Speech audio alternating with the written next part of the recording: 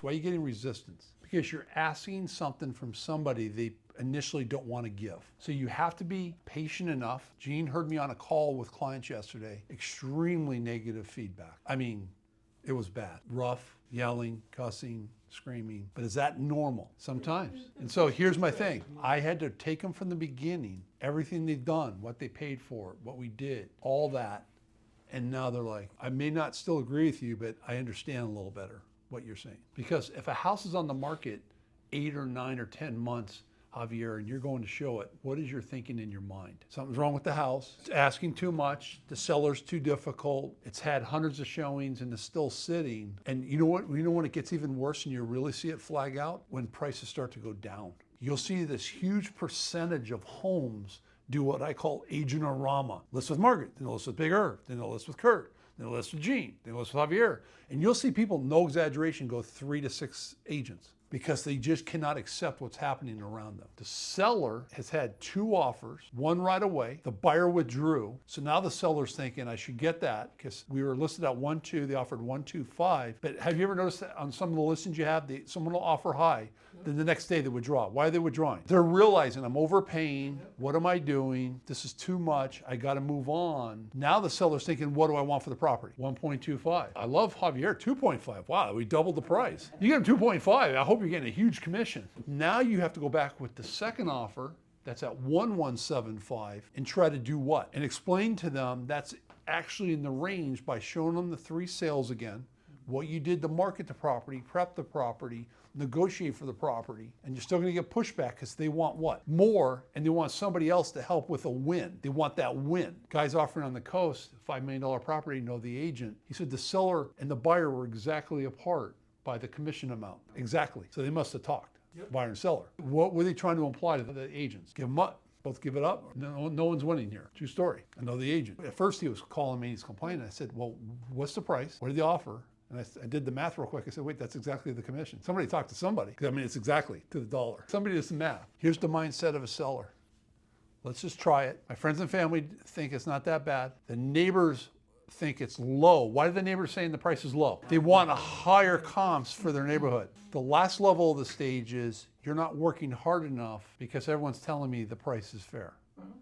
So when you throw it out at higher than it should and it doesn't sell, most people don't accept responsibility for that. Does that make sense? Yeah. So when Kurt is coming in and saying, look, we've had X amount of people through, we prepped the home, I spent 30 hours doing this, got the yard guy to do this, I spent $1,500 of my own money. That's why I mentioned to him, yes, I got $2,000 of my own money into helping you, not counting what the contractors did at cost, didn't even make a profit, et cetera, et cetera.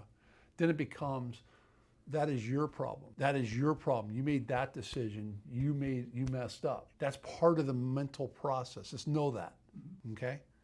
So just know when you're working with somebody and you try it higher, it doesn't sell, whose responsibility is it? Hopefully they'll take some responsibility, but they may try to put it on you. Yeah. Okay? Should we also look at what work needs to be done on the property to see if I have the money for it? Yes. Okay, because if not, I may ask the seller to pay closing costs so I keep that money so I can fix up the home. Does that make sense? Yes. Could we also have to consider the HOA fee?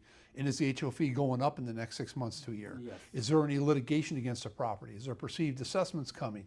And so all that will impact my affordability. Does that make sense? Yes. You're working with a buyer and they keep saying no, even though the properties you have shown are within the range in which they'll sell. What should Ashley do at that moment? So you show them property. I'm qualified. Your lender said, yeah, he's qualified up to $650. Absolutely, $400 HOA, he's good to go. And you've shown me 4 properties and 5 properties and 6 properties, but I'm not offering. What do you think you should do in your mindset? You can say, okay, based on what you initially told me, we're looking for at least 2 bedrooms, prefer 3. You want at least 2 bathrooms with a garage, preferably some type of access, whether it's through your own patio, through your own property for security reasons. And it can need a little bit of work in this price range. You understand that. I've shown you 4 and you said no, 2 were end units, which makes it a lot more private because you're only connected on one side. Is there something that is making you hesitate at this moment? Interest rate. Okay, here's the good news. The lender mentioned to you, if you remember, if we move forward tonight on this one, it's an end unit, it's got 3 bedrooms, 2 bathrooms, it's got the garage to the patio. The AC looks a little old, I'll grant you that. The AC looks like it was built in the 1800s. So we may need to replace that over time. When rates go down, the lender said he'll help refi, and all you have to pay for is credit and the appraisal. Is that a good deal? That sounds good. So by securing the property now, you have no competition, and when the rates go down, we can help save you money. Is that good? Yes. Okay. What am I doing? Say no to that. No. Okay. So is there anything else that's concerning you, hesitating to move forward based on your requirement? Why did I say her requirements, not mine? Because it's my decision. It's your decision. I don't want her to think it's about me. It's about what they want. Go ahead. I don't like the location. Okay.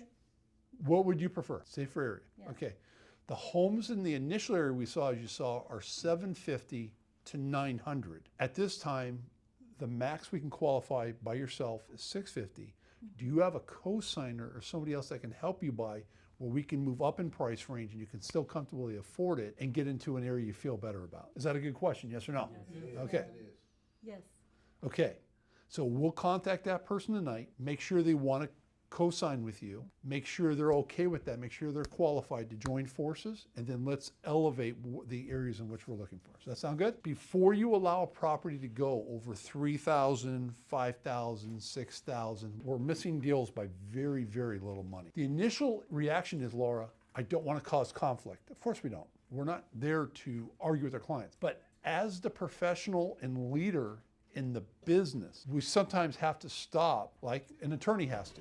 I'm sorry, we can't do that. That's not the proper way of running your business legally. A doctor, don't do that. That's hurting your body. So sometimes we have to stop in a professional way and have them go through the process to see if we can reach a different conclusion to their benefit. Does that make sense? So I want you to critically think about this so you don't lose a sale, because there's going to be runs in the market coming up, I guarantee you. I can sense it. And if you miss deal and miss deal and miss deal, that 3 or 4 sales can define how good your year is next year. Does that make sense? 3 or 4 sales can change a whole year drastically. Yeah. I sold a house for $4 million. Does that change your year, yes or no? Yes. Do you have a smile on your face, yes or no? Yes. Especially when you get this call. It recorded? Excellent. Do you have proof of that? Excellent. It can't be rescinded, right? But guess what happened to that property? It's now worth over $7 million. Another client bought a property. It's now worth about $11 million. Is he excited? Oh, yes. Oh yeah. Over time, you send them comps. Why? It's not about you. It's you're so smart. You bought a property for $1.5 million. It's now worth $3 million. You bought a property $3 million. It's worth $6 million. You bought a property for $5 million. It's worth $10 million. So they see that you're still representing them, whether they want to sell it or not.